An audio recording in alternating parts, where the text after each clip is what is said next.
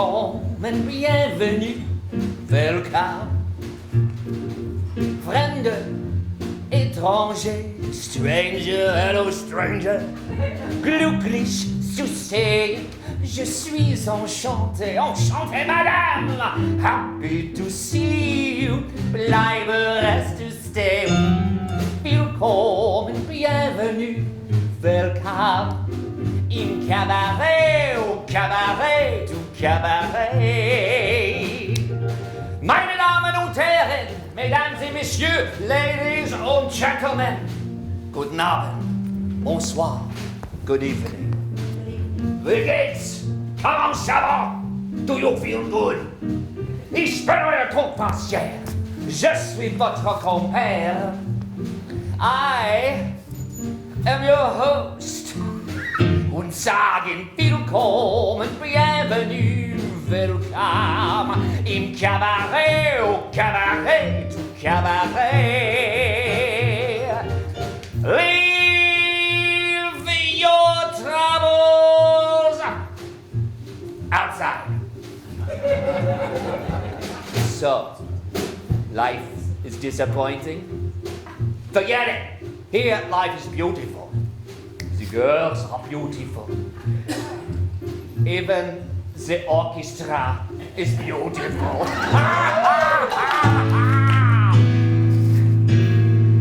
Willkommen, bienvenue, welcome im Cabaret, au Cabaret, du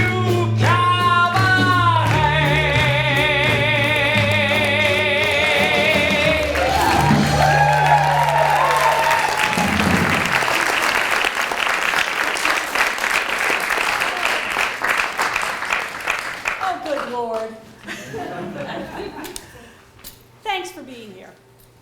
The famous British actor, playwright, and director Simon Callow said, "To enter a theater for a performance is to be inducted into a magical space, to be ushered into the sacred arena of the imagination."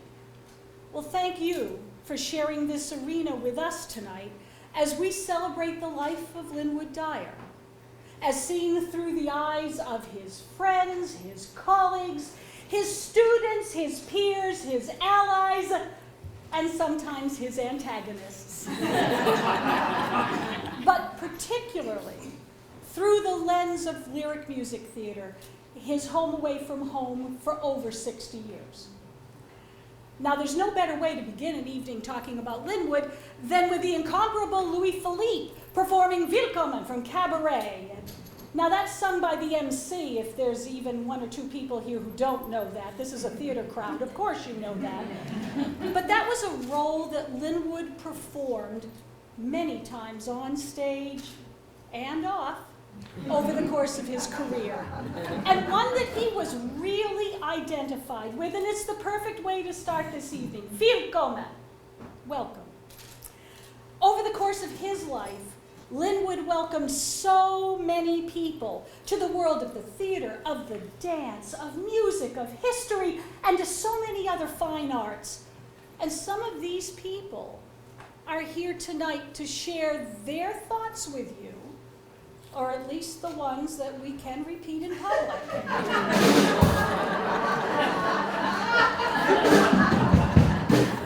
Hey, Carl? Yes? I was paying you nothing, right? Oh, yeah. That's why I'm here. I'm going to cut that in half, okay? Thank you. We're going to share some thoughts with you about our relationships with Linwood. Mr. Dyer, Mr. D, that goddamn director, that actor, that dancer, that choreographer, that writer, ranger, composer, that designer and builder of teensy-weensy sets. But always, above and beyond anything, that dreamer of very big dreams. Our first two friends both appeared in productions of The Music Man, coincidentally, Lyric's next show, opening in November. But The Music Man's main character is another dreamer of big dreams, Professor Harold Hill. First, a gentleman who needs no introduction, so I'll introduce him anyway, Uncle Don. Linwood's longtime friend and a portrayer of Marcellus Washburn in the musical Harold Hill's best friend and longtime conspirator. And after Don, Miss J. Churchill, a Lyric favorite, longtime supporter, conductor, actor, director, musician, and a most beautiful Marion the librarian.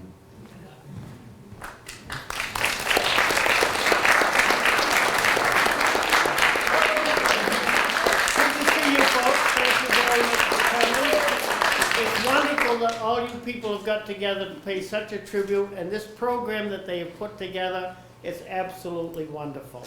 So I think it's great that you're all here. I didn't meet Linwood probably until 70 years ago when I took tap from him.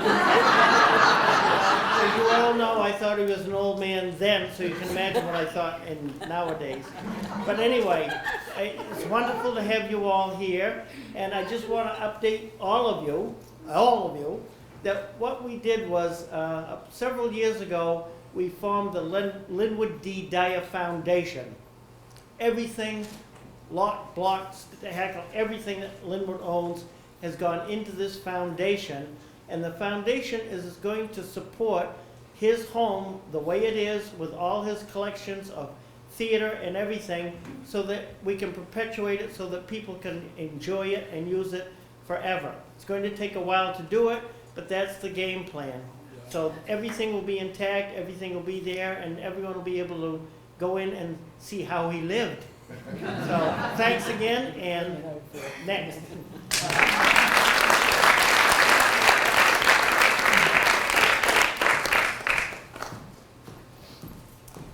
Linwood Dyer gave me my first leading role as Marion the Librarian in Music Man. And I got to share the stage with Uncle Don, who's always remained a dear friend of mine. Also, the second week of the run of the show, as in true theater form, once one person gets sick, pretty much the whole cast gets sick, and I got laryngitis. And I reminded Leslie Chadbourne that the second weekend of the show, she actually had to sit in the pit and sing all my songs for me because I couldn't sing any of them.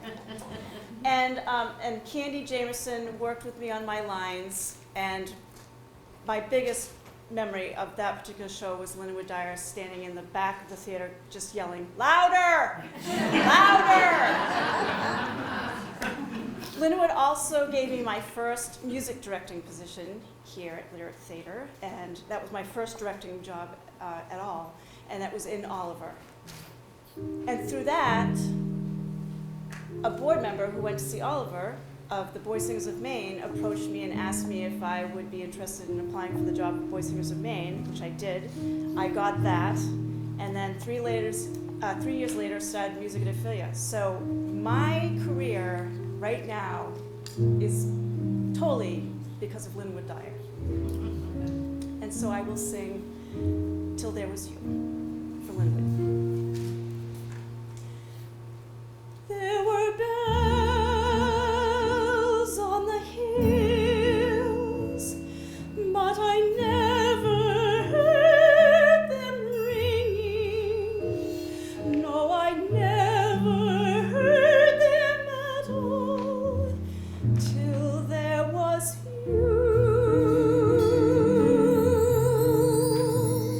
There were birds in the sky, but I never saw them winging. No,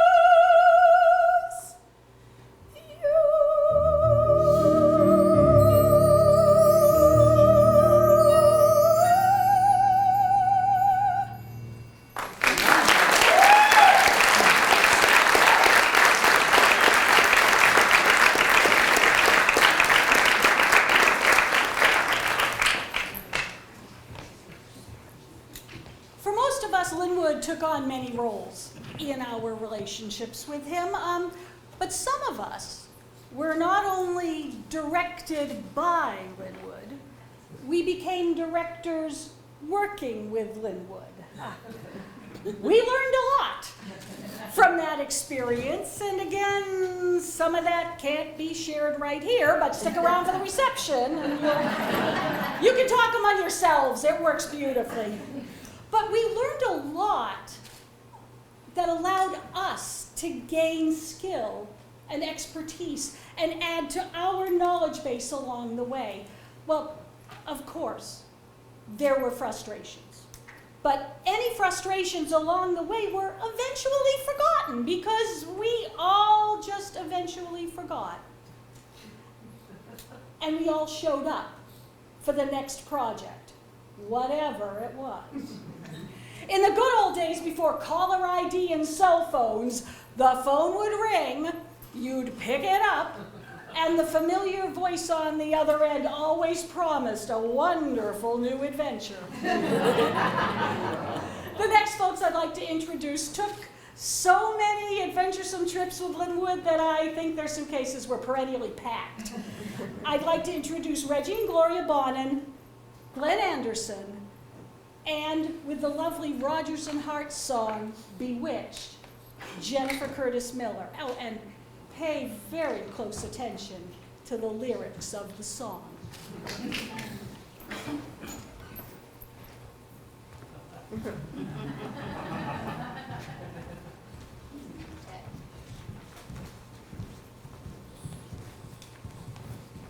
Linwood would be very displeased. It's the performance. We're not off book. Just wrote it yesterday, so. Anyway, we've known Linwood for over 35 years. After all that time, we thought this would be easy, but it wasn't. With so many memories, it was difficult to condense it into a few minutes. We first became part of the Lyric Theater when we did Anything Goes with Priscilla Montgomery. We'd heard a lot about Linwood, but had never actually met him. One night it was at the theater, and I went up to him to introduce myself. I told him it was a real pleasure to finally meet him. He looked me straight in the eye and said, "Of course it is." Then he laughed and shook hands, and I knew that was a sense of humor that I would come to love. The master of shock value. Over the years, we came to appreciate Lynn's talent more and more. And looking back, it was some of the most enjoyable time we spent at the theater. Watching him create a dance off the top of his head was amazing. Sets, lights, costumes, all while staging the show. I'm sure he could have done all those things at a much higher level than a community theater. But his heart was here with his lyric family. I was fortunate to have not only been cast on stage, but also serving as music director and playing in the pit for more shows than I can count. Working as part of the creative process with Linwood was absolutely enjoyable most of the time. We did have our moments of headbutting, but we still remained really good friends. Of all the shows, I think Barnum was our favorite. Lynn actually created a circus on this stage, including a tightrope that he walked on. We had clowns, acrobats, ringmaster. The set was amazing. And I loved playing Charity Barnum. Lynn's sets were always creative, although sometimes a little bulky and sometimes a little noisy. On many occasions, playing in the pit, we would bring up the volume of the set change music to cover the thumping in the grating. And sometimes we needed to extend a little bit because it took a little longer. But one of my all-time favorite set pieces was in Barnum. Lynn wanted an elephant to cross the stage, and one was built, monstrous thing in a couple of pieces. It was huge. It was in sections and hung on wires so it could be pulled across the stage so that it would look as if it were walking. I mean, the idea was great on paper. The physical aspects were a little interesting. Sometimes one side would move a little slower than the other, and the trunk would end up in front of the hind legs, looking like a giant penis. The audience loved it and laughed every time it happened. I'm grateful not only for having been cast, but also to have been cast playing opposite Reggie. Lynn gave us some cherished moments. In conclusion, there's a song in Barnum with lyrics that I think sum up Linwood's life. The colors of my life are bountiful and bold. The purple glow of indigo, the gleam of green and gold. The splendor of a sunrise, the dazzle of a flame. The glory of a rainbow, I'd put 'em all to shame. No quiet browns and grays. I'll take my days instead and fill them till they overflow with rose and cherry red. And should that sunless world grow dark one day, the colors of my life will leave a shining light to show the way. And I think Lynn left us all that shining light to show the way. Thank you.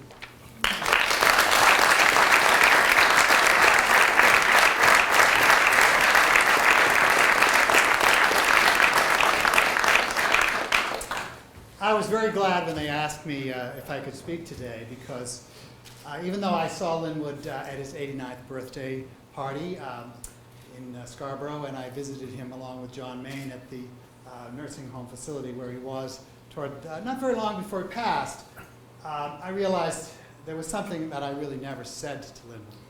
So this is my opportunity to do that. Thank you, Linwood. Thank you for giving thousands of kids the chance to sing and dance and act on stage. Though I sometimes wished you hadn't put so damn many of them in your shows. Thank you for giving so many adults the chance to shine. Thank you for trusting. Thank you for your sets. Your detailed and gorgeous sets. Even though they sometimes were a danger to life and limb, not only to the actors on stage, but anyone sitting in the first section. Do you sense a theme here tonight? Thank you for your creativity. Sets, costumes, choreography, you name it. If it was seen on stage, you had a hand in it. Thank you for your knowledge. Even in areas that might be delegated to others, your wisdom and insight could always be counted on. Thank you for your sense of humor. Oh, you could be acerbic, contrary, bitchy. But you could also find humor in the process of putting on a show. How many of you out there remember Linwood with a twinkle in his eye, poking that tongue into one of his cheeks? As he found some of the goings-on particularly amusing. Thank you for your onstage talent. I'm sorry that I missed Applegate in Damn Yankees, Og in Finian's Rainbow, Little Chap in Stop the World, I Want to Get Off, the MC in Cabaret, and so many others. But I did get a chance to watch you perform in show files and open houses, and I even got a chance to direct you once upon a time. I was asked to put together an open house, and being a little contrary myself, I wanted to get away from the variety show format. So I chose The Diary of Adam and Eve. It's a show with only 3 characters, based on Mark Twain's version of what life in the Garden of Eden was like. And sadly, all 3 of those actors have passed away now. Fred Lang was Adam, Ruth Cobb was Eve, and Linwood played the snake. And he was brilliant, forked tongue and all. Thank you for your longevity. The thread that you wove, beginning well before your involvement with lyric theater and then on through nearly all of this theater's history, will continue to color the fabric that is lyric theater as long as there are those of us who remember. I want to tell just one personal story because it illustrates so many facets of Linwood. Just over 20 years ago, and I cannot believe it's that long, but it is, Linwood was directing Oliver, and he cast me as Fagin. Now, I fancied myself a fair bit younger than the character I was playing. I continue to struggle with the concept of that I am of a certain age, whatever age that might happen to be at the time. But anyway, at the time I thought I was a little younger than Fagin really was. And so I was thinking at first I might slow my gait or feign a bum hip or a bad knee. But then I watched Linwood, who was then approaching 70, and he was so lithe and cat-like. I decided to use him as a model, at least for my onstage movements. So during one of the rehearsals, he brought in this ratty old coat. Well, for all I know, it was one of his grandmother's bathrobes. Anyway, it was tattered and dusty and moth-eaten. He must have dug it out of a trunk in his garage. When I first tried to put my arm on it went right through the fabric instead of into the armhole. But it fit, and it looked perfect for Fagin. So with that knowledge, Linwood took that rag home and stitched it up to the point that it made it through the run of the show. Louise, I hope you have thrown that thing away. I still have it, and it gets used. I'll have to try it on in the lobby after. Still fit. Now, I must take a minute to explain Linwood's set. It had stairs and walkways and perches. It was a regular rabbit's warren of a set. And from the top of an onstage stairway, the exit off stage might be into the vast nothingness below. Near the end of the show, Fagin is considering whether to change his ways in the song Reviewing the Situation. He's going back and forth both mentally and physically. Now, I viewed that song as my 11 o'clock number, and it ended with a quick and dramatic run up a flight of stairs to an exit. So here I am, pitter-pattering around, Linwood-like on stage, in his grandmother's bathrobe, contending with my exit off his damn set. Well, Linwood's solution was to have Kurt Martin, that strong and very handsome young man, there to catch me every night as I pitched off the set midair into the wings. Now, I don't know if Kurt enjoyed that catch as much as I did. But he was there every night. And you know, I think Linwood knew exactly what he was doing. And for that, I say, thank you.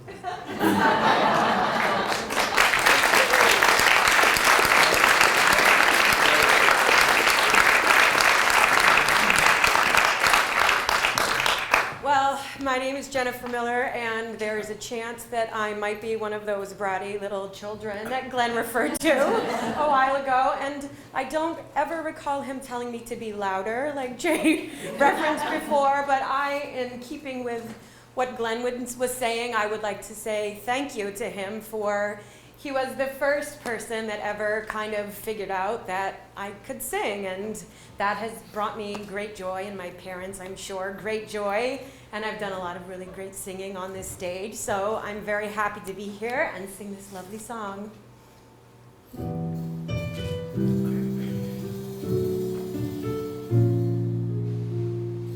He's a fool, and don't I know it, but a fool can have his charm. I'm in love, and don't I show it like a baby in arms. Love's the same old sad sensation. Lately I've not slept half-pint imitation put me on the bleak.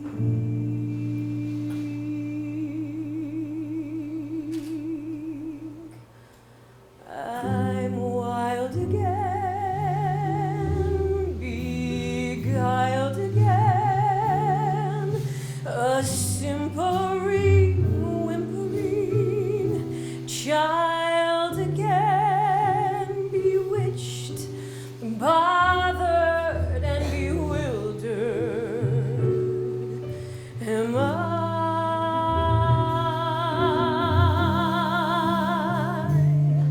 I couldn't sleep and wouldn't sleep when love came and told me I shouldn't sleep, bewitched, bothered, and bewildered. Am I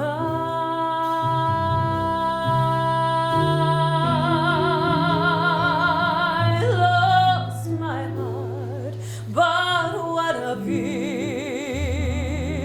He is cold, I agree. He can laugh, but I love it, although the laughs on me. I'll sing to him, each spring to him, and long for the day when I'll cling to him, bewitched, bothered, and bewildered. Am I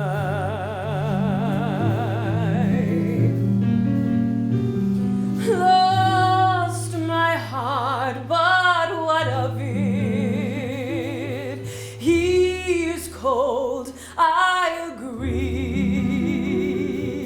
He can laugh, but I love it, although the laughs on me. I'll sing to him, each spring to him, and long for the day when I'll cling to him, bewitched, bothered, and bewildered.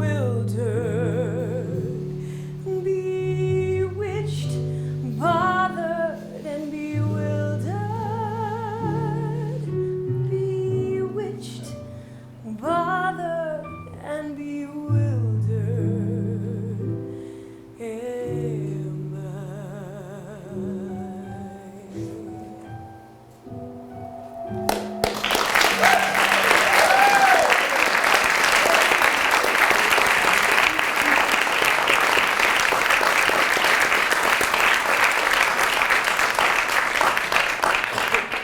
Okay.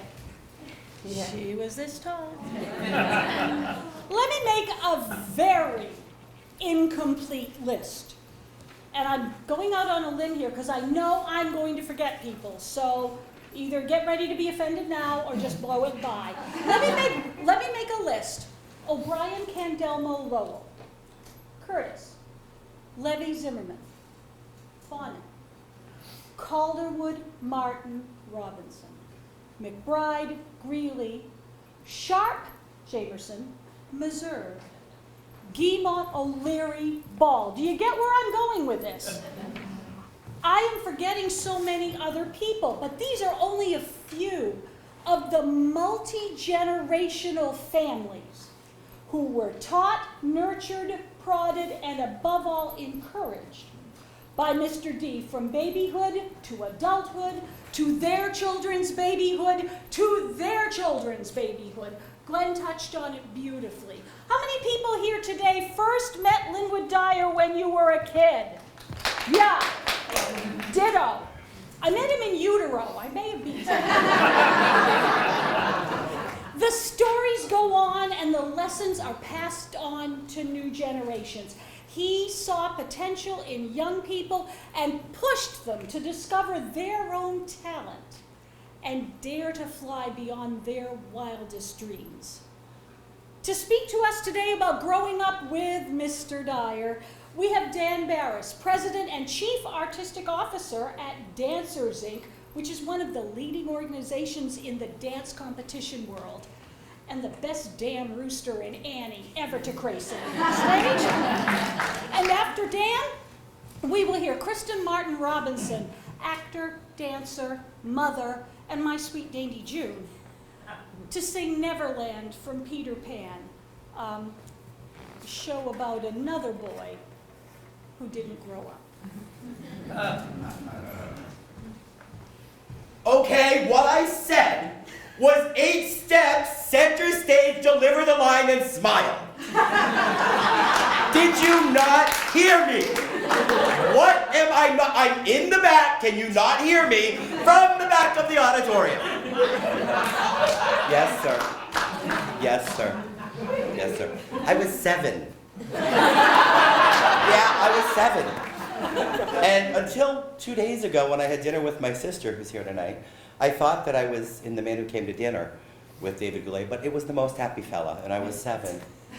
Yeah, I had a string of things that I did here at Lyric Theater.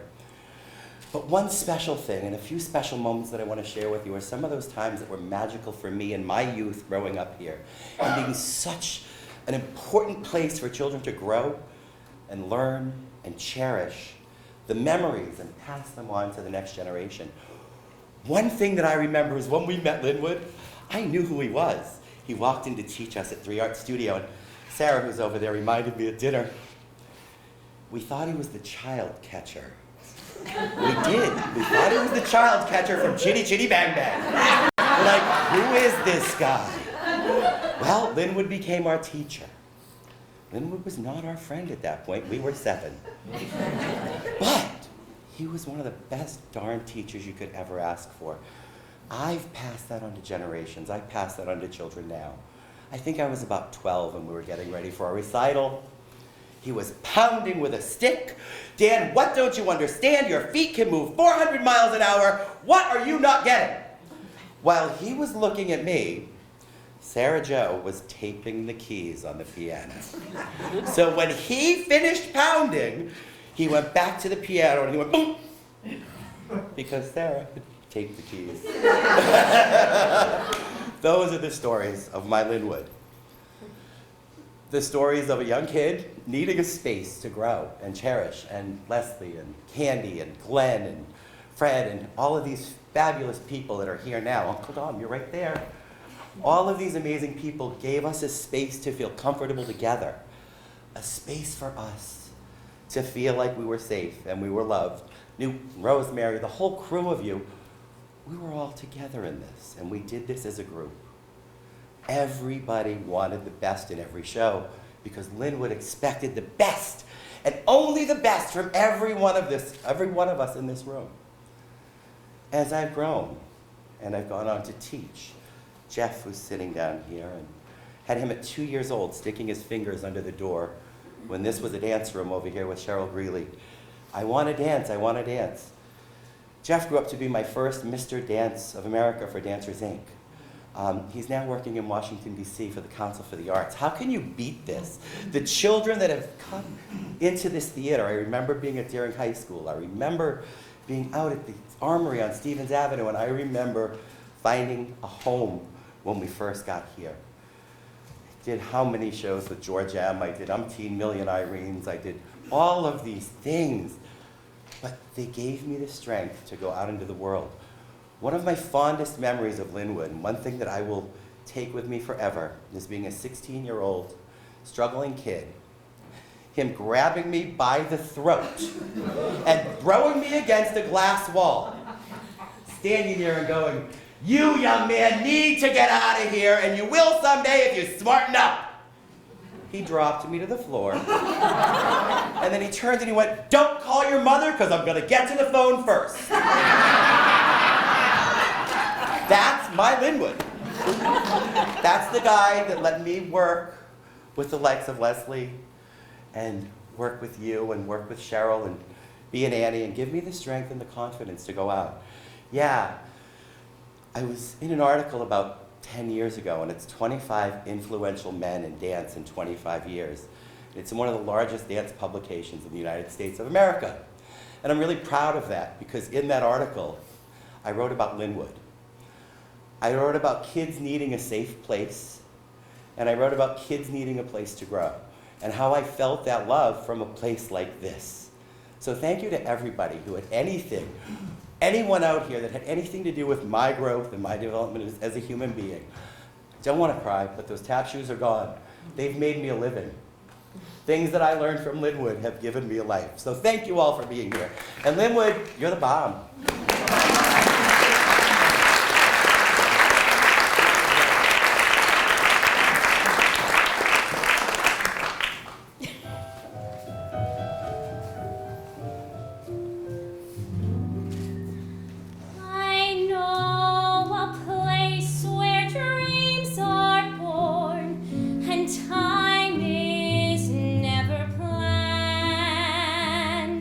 It's not on any chart, you must find it with your heart. Never, never land. It might be miles beyond the moon, or right there where you stand. Just have an open mind, and then suddenly you'll find.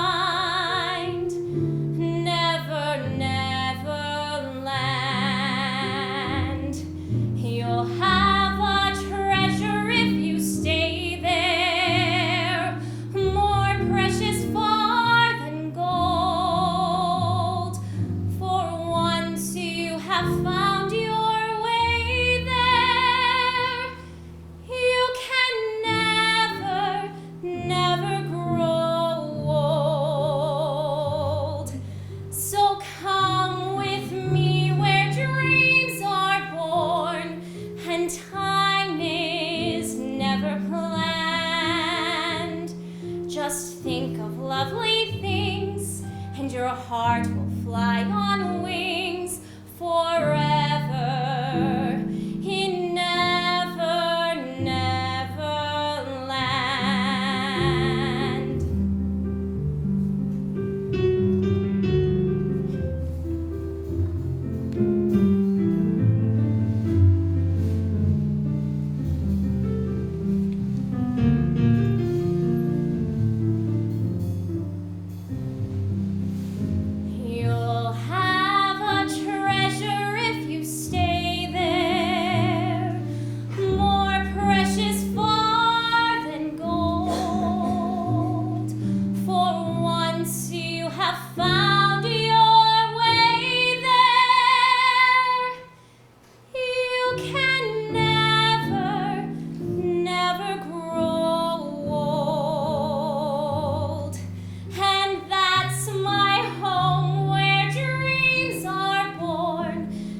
Time is never planned.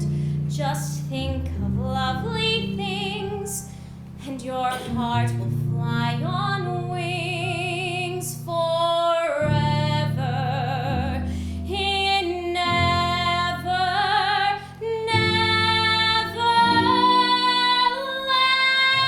never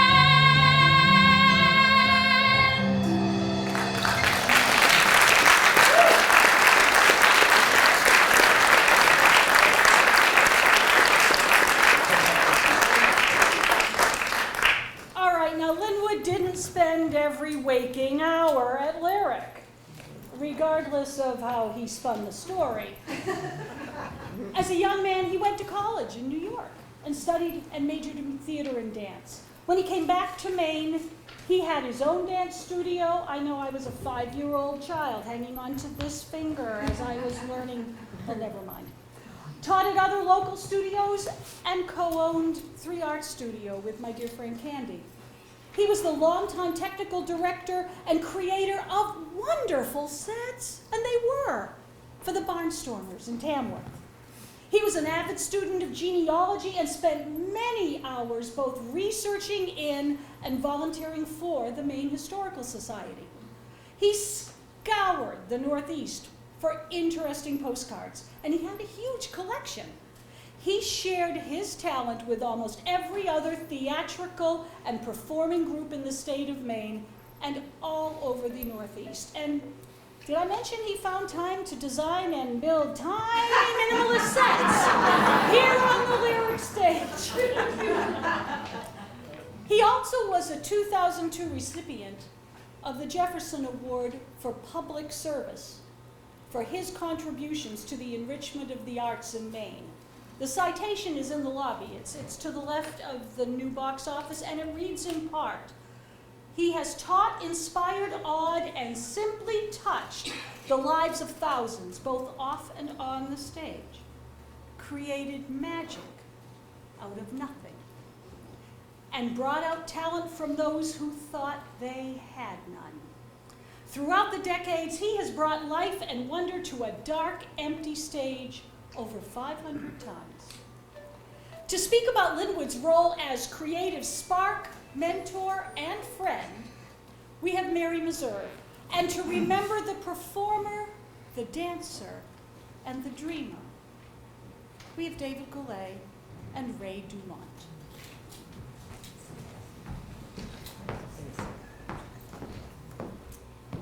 So I'm glad Leslie used that word, friend. Linwood was a friend to all of us. I actually am one of those really lucky kids that's been referred to. You all know this about me. You all remember me running around rehearsals at 4 and 6 and 7 and 8. Linwood, I don't have a memory of meeting Linwood. I've always known Linwood. So to have him not here is a little strange.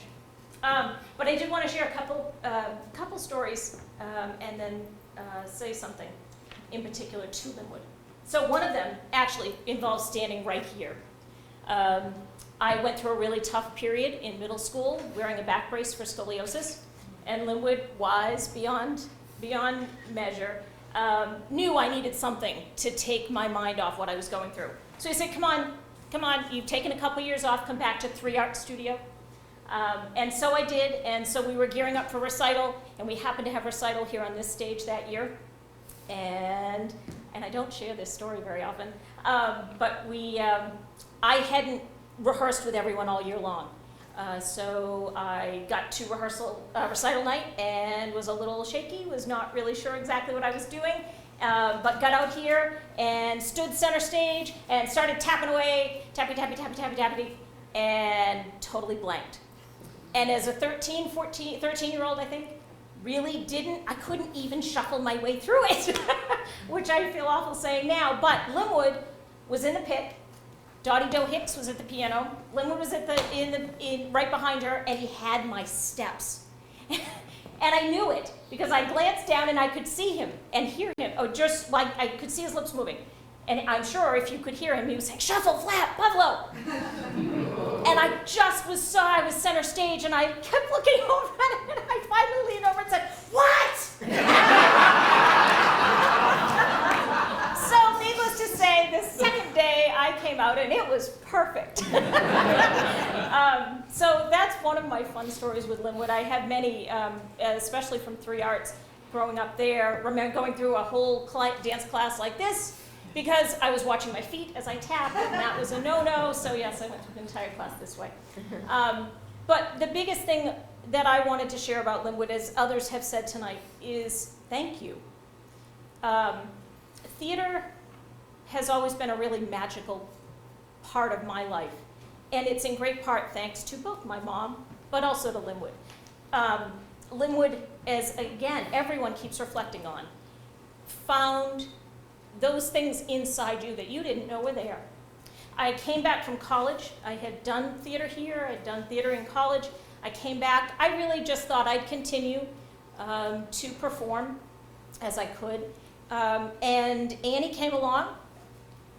This Hannigan and Rooster are here. But Annie came along, and I was bored. It was, I think, the opening show that year. I was bored that summer and said, "Do you need me to do anything?" So Linwood said, "Well, sure, here's a script." So I sat in the front row through many, many rehearsals, prompting. And I thought, this is great. I was involved. I had nothing else to do that summer. It was a great show. And I helped him out a little bit and just thought, okay, well, this was fun, and I'm looking ahead to whatever the next auditions were. And we were at the cast party, Linwood was going through and thanking the cast for all sorts of things and members of his production crew. And I heard him say a thank you to me, which was great. That was very nice. But I heard him say, you know, I think we have a future director in our midst. And that was really the first moment I had even considered directing at all. Hadn't even given it a thought. And in many other ways, I went on to be on the board. I went on to do things like lights and stage management, and none of that probably would have happened without Linwood's encouragement and his faith in me as a person and as a performer. And I'm so grateful for his friendship. Others have mentioned that mischievous smile, that little grin, that twinkle in his eye he'd get when he had an idea. I will miss that tremendously, as I know we all will.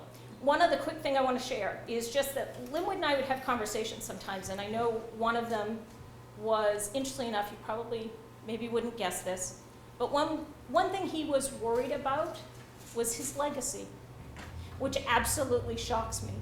And I don't think he was fully aware of it, but listening to everyone tonight, we are his legacy, Lyric is his legacy, and the magic of theater is his legacy. So every time we're here, every time the lights come up, the curtains open, we'll remember Linwood.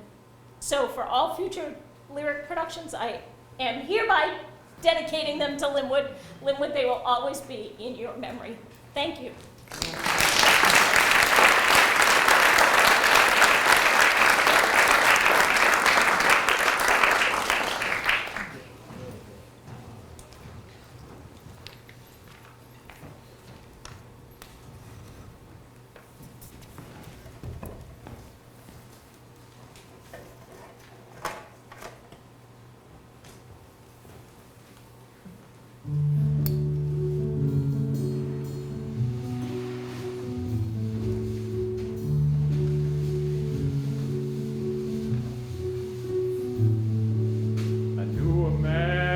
Jangles and he danced for you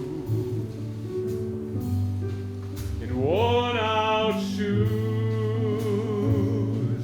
with silver hair and ragged shirt and baggy pants. The old soft shoe, he jumped so high, Lord, he jumped so high.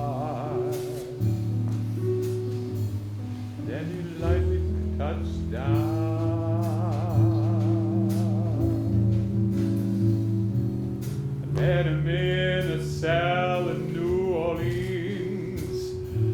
I was down and out. He looked to me to be the eyes of age as he spoke right out. Talked of life, talked of life. He laughed, slapped his leg a step.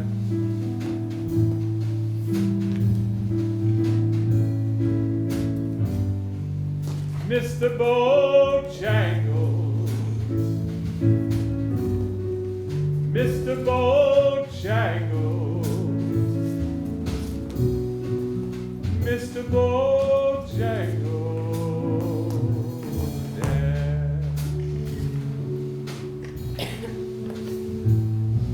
He said his name, Bojangles, then he danced a lick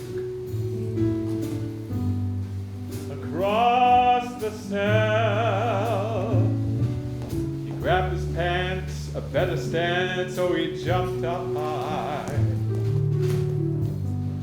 He clicked his heels. He let go a laugh. He let go a laugh. Shook his clothes all around.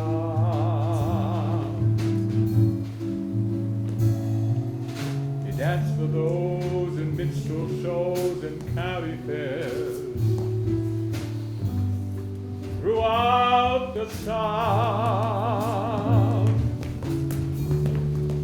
Spoke with tears of 15 years, how his dog and he traveled about.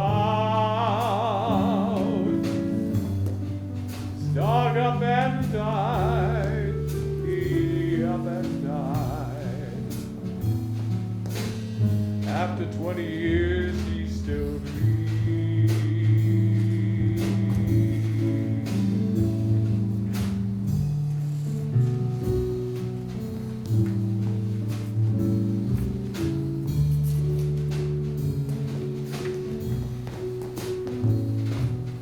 Said I dance now at every chance in honky-tonks for drinks and tips, but most of the time I spend behind these county bars. He said I drinks a bit. He shook his head, and as he shook his head, I heard someone ask, please,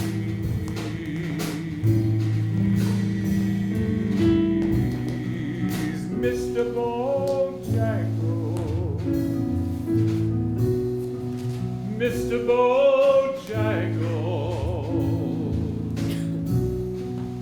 Mr. Bojangles.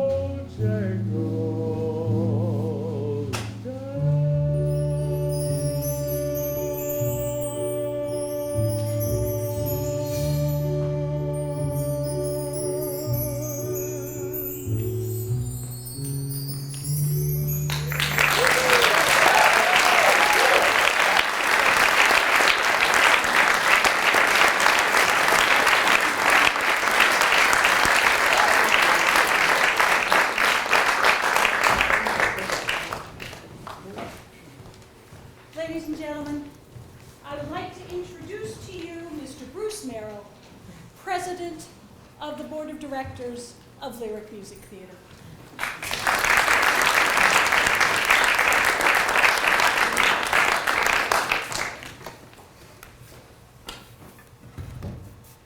Candy says speak. How long? 4 or 5 minutes. What should I say? Well, don't worry, by the time you get up, most of it will already been said. I'll give it a try.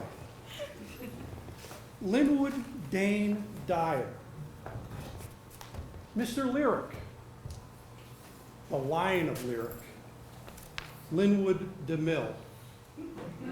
Whatever name you knew him by, and however you knew him, as a teacher and a mentor, as an actor, as a dancer, as a director, or as a friend, you knew that Linwood indeed was someone special. Linwood grew up in Scarborough, and after high school he went to New York to attend the College for Theater and Dance. But he returned to Maine, and when he did, he joined Lyric Theater in 1953. Now, the Lyric Angels had put Portland Lyric Theater together in 1952, and Linwood joined after the first production of Kissing Kate.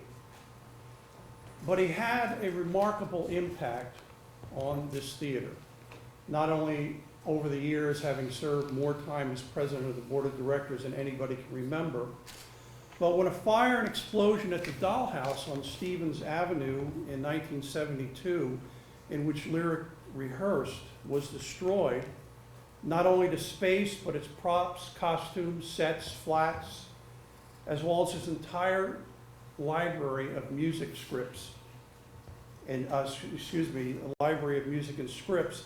And Linwood was one of a handful of individuals who kept Lyric alive for the next 6 years until it found its present home here at 176 Sawyer Street.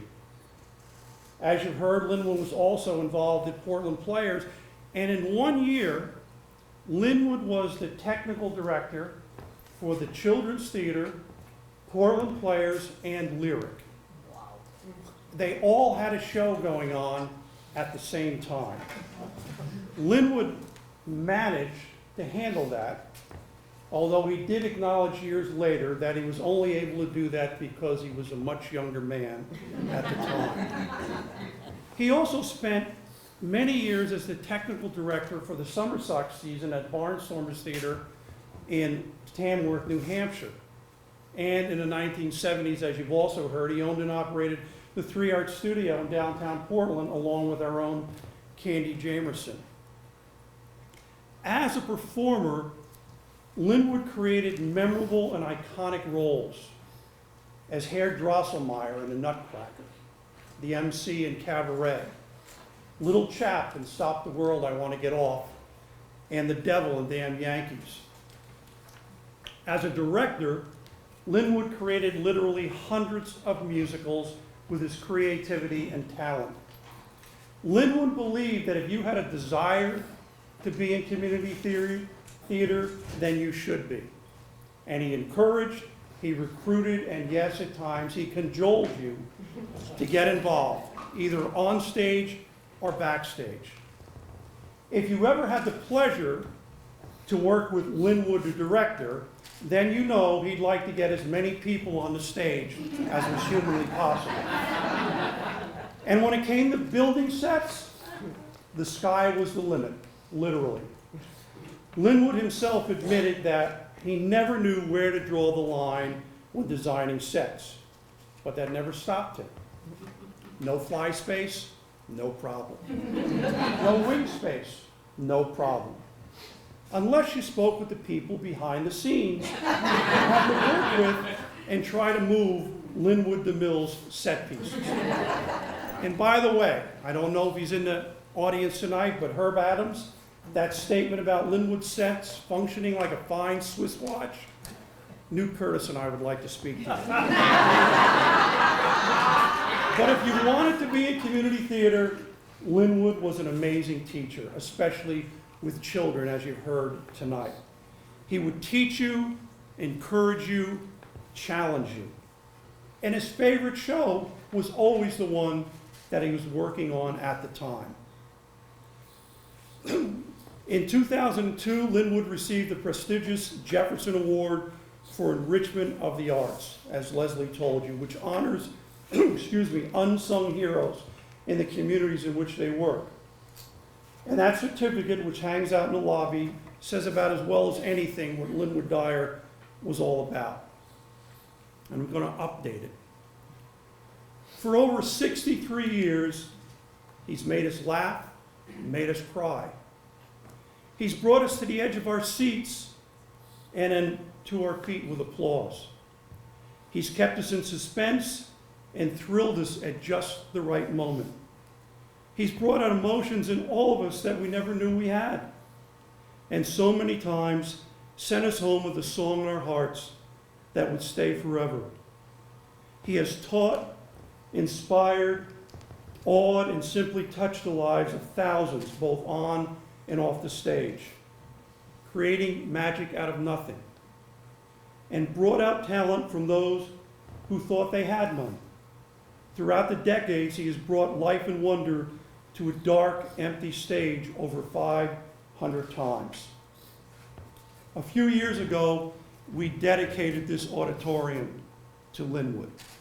And although we don't have the plaque yet, there will be one indicating that when you were in the Cedric Thomas Playhouse, you were also in the Linwood Dyer Auditorium.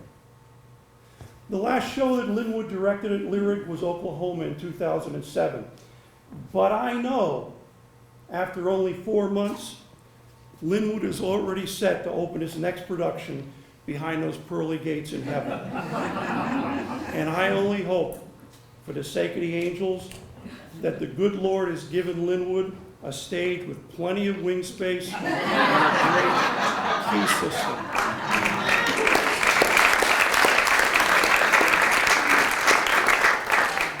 Rest in peace, Mr. Lyric, even while you keep on directing shows and designing sets. Your legacy will be remembered every time the curtains part and the lights go up, and each time someone's passion for theater is ignited. Thank you.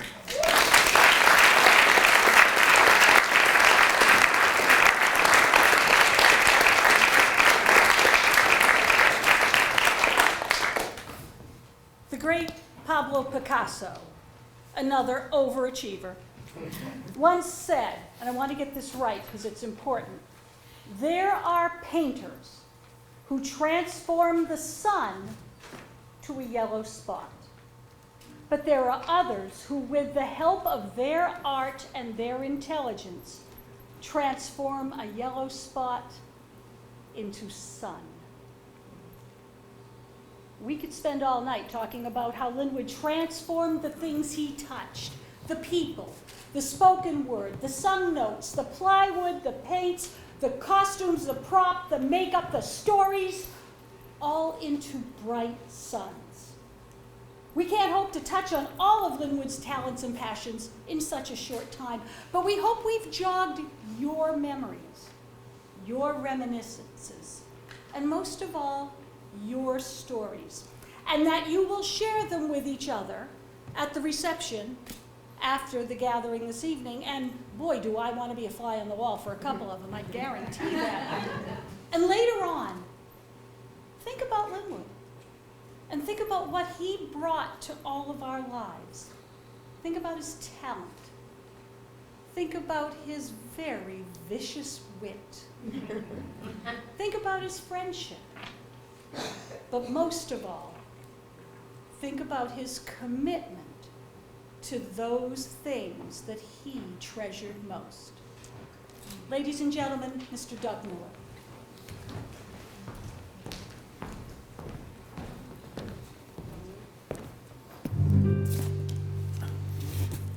Come on along and listen to the lullaby of Broadway, the hip-hooray and ballyhoo, the lullaby of Broadway, the rumble of the subway trains, the rattle of the taxis, the daffodils who entertain, and Angelo's and Maxie's. When a Broadway baby says goodnight, it's early in the morning. Manhattan babies don't sleep tight until the dawn. Good night, baby.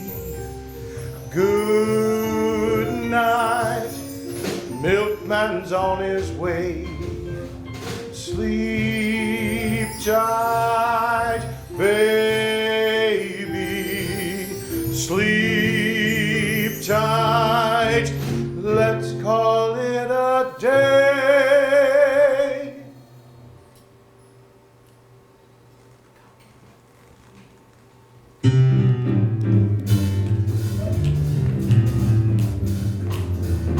Come on along and listen to the lullaby of Broadway, the hip-hooray and ballyhoo, the lullaby of Broadway, the rumble of the subway trains, the rattle of the taxis, the daffodils who entertain, Angelo's and Maxie's. When a Broadway baby says goodnight, it's early in the morning. Manhattan babies don't sleep tight until the dawn. Good night, baby. Good night. Milkman's on his way. Sleep tight, baby. Sleep tight. Let's call it a day.